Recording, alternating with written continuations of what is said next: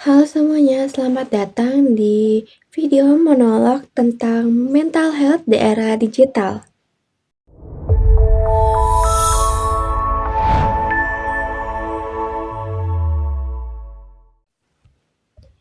Adapun tema hari ini yaitu tekanan media sosial terhadap kesehatan mental.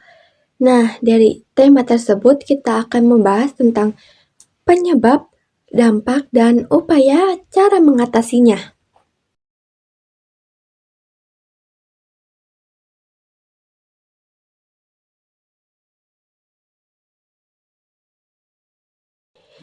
Nah, yang pertama, penyebab tekanan media sosial terhadap kesehatan mental.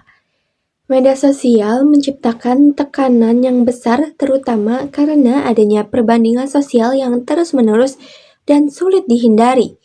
Setiap kali seseorang membuka aplikasi, mereka langsung disuguhi foto, video, dan cerita tentang pencapaian, penampilan menarik, atau kehidupan yang terlihat sempurna dari orang lain. Padahal yang ditampilkan biasanya hanyalah foto terbaik, bukan keseluruhan realitas, karena seseorang melihat hal itu berulang kali setiap hari. Otak secara otomatis membentuk standar yang tidak realitas dan mulai membandingkan diri dengan orang lain yang bahkan tidak dikenalnya secara langsung. Perbandingan ini membuat seseorang merasa hidupnya tidak cukup bagus, tubuhnya tidak sesuai standar, atau apa yang ia lakukan selalu kurang. Proses ini perlahan menggerogoti rasa percaya diri dan membuat seseorang merasa tertekan karena terus berusaha mengejar standar dunia maya yang sebenarnya tidak terlalu perlu dikejar. Untuk remaja khususnya, masa yang masih mencari jati diri, paparan seperti ini bisa terasa lebih berat karena identitas mereka masih berkembang dan sangat mudah dipengaruhi oleh opini atau pencitraan digital. Selain itu juga, perbandingan tekanan besar juga datang dari tuntutan untuk selalu tampil sempurna dan mempertahankan citra tertentu di media sosial. Banyak platform memprioritaskan konten visual, membuat pengguna merasa wajib tampil maksimal dalam setiap postingan. Tekanan ini tidak hanya soal penampilan, tapi juga soal gaya hidup, pertemanan, dan aktivitas yang harus terlihat keren. Jika ingin diakui secara sosial, banyak orang merasa harus mengedit foto, mengikuti tren viral, menjaga fit agar estetik, atau memposting hidup yang tampak menyenangkan. Meski kenyataannya tidak selalu demikian. Ketika seseorang merasa harus menjaga citra digitalnya setiap saat, hal itu menciptakan kecemasan tersendiri, seolah-olah setiap langkah hidupnya sedang dinilai. Di sisi lain, algoritma yang menonjol popularitas melalui like, view, dan komentar membuat banyak orang merasa harus selalu aktif agar tidak tenggelam. Akibatnya, mereka merasa tidak boleh beristirahat atau offline karena takut ketinggalan informasi atau kehilangan perhatian pengikutnya. Tekanan ini menumpuk dan akhirnya menjadi beban mental yang sulit dilepaskan. Penyebab lainnya juga yang tidak kalah berat adalah interaksi negatif dan tekanan validasi digital. Media sosial membuka ruang yang sangat luas bagi siapa saja untuk berkomentar, baik identitas asli maupun anonim. Hal ini yang membuat kasus seperti komentar jahat, bully online, body shaming, atau hujatan menjadi lebih mudah terjadi. Bagi remaja, berkomentar negatif sekecil apapun itu dapat memengaruhi emosi dan cara mereka memandang diri sendiri. Selain itu, kebiasaan mengukur nilai diri melalui jumlah like, view, dan followers membuat seseorang sangat bergantung pada validasi eksternal. Ketika unggahan mendapat sedikit respon, meski itu hal normal, seseorang bisa merasa tidak disukai atau tidak cukup menarik. Pengguna juga bisa merasa harus terus memposting agar menjadi atau mendapat perhatian, atau justru takut memposting karena khawatir hasilnya tidak sesuai harapan. Tekanan validasi ini membuat media sosial tidak lagi menjadi tempat berbagi, melainkan tempat mencari pengakuan. Kombinasi antara komentar negatif, ketakutan dinilai, dan kebutuhan untuk diakui. Ini merupakan membentuk tekanan mental yang kuat, terutama bagi anak muda yang masih belajar memahami emosi dan batasan pribadi mereka sendiri.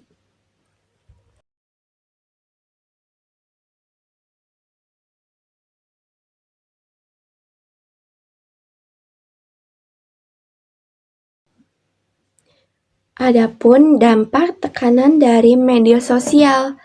Nah, dampaknya apa aja sih? Tekanan dari media sosial dapat berdampak langsung pada kondisi emosional dan cara seseorang memandang diri sendiri. Ketika seseorang terus-menerus membandingkan kehidupannya dengan kehidupan yang tampak sempurna di internet, rasa percaya diri bisa berkurang perlahan tanpa disadari. Standar kecantikan, kesuksesan, dan gaya hidup yang tidak realistis membuat banyak orang merasa dirinya tidak cukup menarik, tidak cukup berprestasi, atau bahkan tidak cukup baik seperti orang-orang di layar. Perasaan minder ini, jika muncul terus-menerus, dapat memicu rasa cemas dalam aktivitas sehari-hari. Misalnya, takut dinilai, takut dianggap tidak keren, atau takut tidak mengikuti tren zaman. Pada remaja, fase tumbuh kembang identitas membuat dampaknya lebih kuat.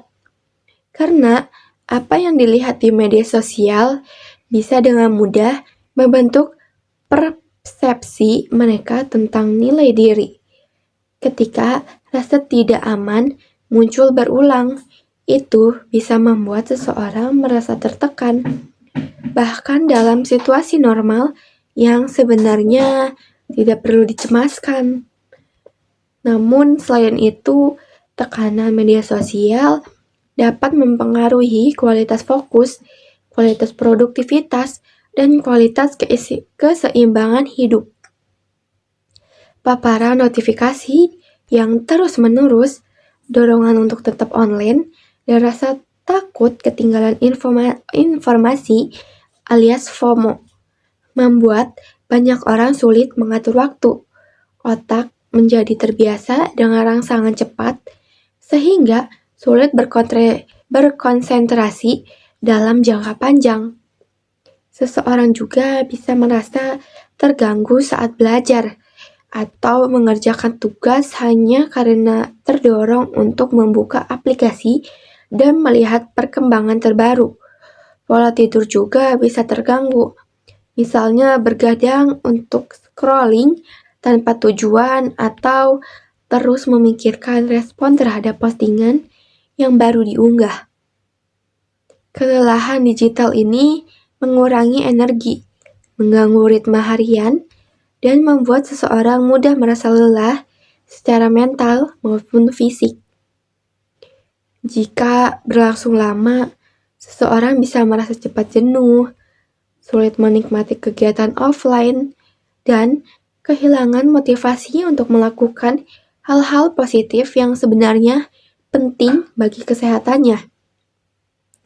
Dan adapun dampak lainnya muncul dari interaksi negatif dan tekanan validasi digital yang dapat membuat seseorang merasa kewalahan secara emosional, komentar jahat, candaan keras, body shaming, atau penilaian berlebihan bisa melukai perasaan, bahkan jika hanya 1 atau 2 kali terjadi.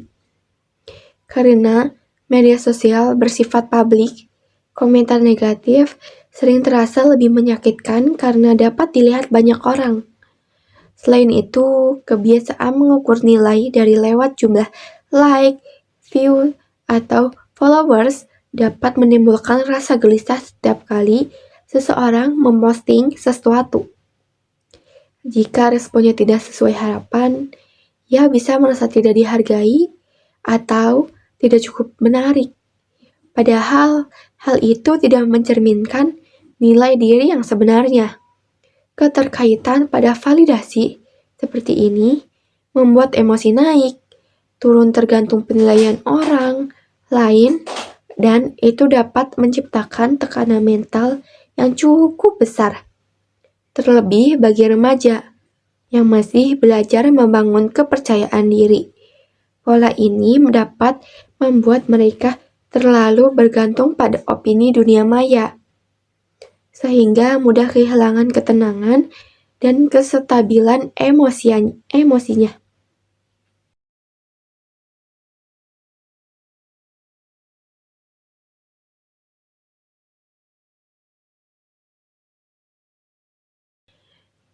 Nah, salah satu upaya paling penting untuk mengatasi tekanan media sosial yaitu dengan cara mengatur batasan penggunaan dan memperkuat kesadaran diri saat online.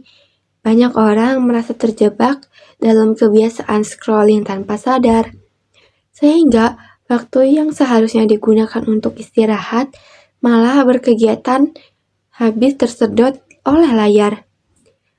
Dengan menetapkan batas waktu harian, mematikan notifikasi tertentu, dan membuat jadwal digital break, seseorang dapat memberi ruang bagi otaknya untuk beristirahat dari rangsangan cepat yang terus-menerus. Kesadaran diri atau self-awareness juga menjadi kunci saat menyadari bahwa diri mulai merasa cemas, iri, atau bahkan tidak nyaman karena postingan tertentu. Itu tanda untuk berhenti sejenak. Remaja dapat melatih diri mengenali perasaan tersebut dan bertanya pada diri sendiri, apakah apa yang dilihat benar-benar mencerminkan kenyataan atau hanya bagian terbaik. Mengambil jarak secara sadar membantu meminimalisasikan tekanan dan membuat seseorang tidak mudah terpengaruh oleh standar maya yang tidak realitas. Selain itu juga batasan waktu. Langkah penting lainnya adalah mengelola lingkungan digital dengan lebih sehat. Media sosial sebenarnya bisa menjadi tempat yang bermanfaat jika diatur dengan bijak. Seseorang dapat mulai dengan memfilter konten yang membuatnya merasa tertekan. Misalnya, akun yang memicu perbandingan berlebihan, akun yang menyebarkan komentar negatif, atau konten yang tidak sesuai dengan nilai pribadi. Mengunfollow atau memute atau juga memblok bukanlah hal buruk. Itu bentuk merawat diri, mengikuti akun yang memberi edukasi, motivasi, humor sehat, atau pengalaman yang relevan secara positif dapat membantu memperbaiki suasana hati dan memperluas wawasan tanpa tekanan. Selain itu, membiasakan diri untuk tidak terpancing, mengikuti tren yang tidak sesuai dengan diri sendiri juga penting dengan memperkuat identitas digital yang sehat dan nyaman. Seseorang bisa menikmati media sosial tanpa merasa lelah dikendalikan oleh standar atau opini orang lain. Nah, upaya yang terakhir yang tidak kalah pentingnya adalah membangun dukungan emosional dan kebiasaan sehat di dunia nyata. Berbicara dengan teman, keluarga, atau orang dewasa terpercaya ketika merasa kewalahan dapat membantu mengurangi tekanan dan memberikan perspektif baru. Sosialisasi offline seperti mengobrol langsung, berolahraga, membaca, atau melakukan hobi membantu mengembalikan keseimbangan emosi dan mengingatkan seseorang bahwa dunia nyata tetap lebih penting daripada dunia maya. Membiasakan diri menghargai proses diri, bukan angka like atau komentar, juga dapat menumbuhkan rasa percaya diri yang lebih stabil. Untuk remaja, penting memahami bahwa mereka tidak sendirian. Banyak orang merasakan hal yang sama di era digital ini. Dengan dukungan lingkungan yang baik dan kebiasaan positif di luar layar, media sosial tidak lagi menjadi sumber tekanan besar, melainkan alat yang bisa digunakan dengan bijak dan tidak mengganggu kesehatan mental.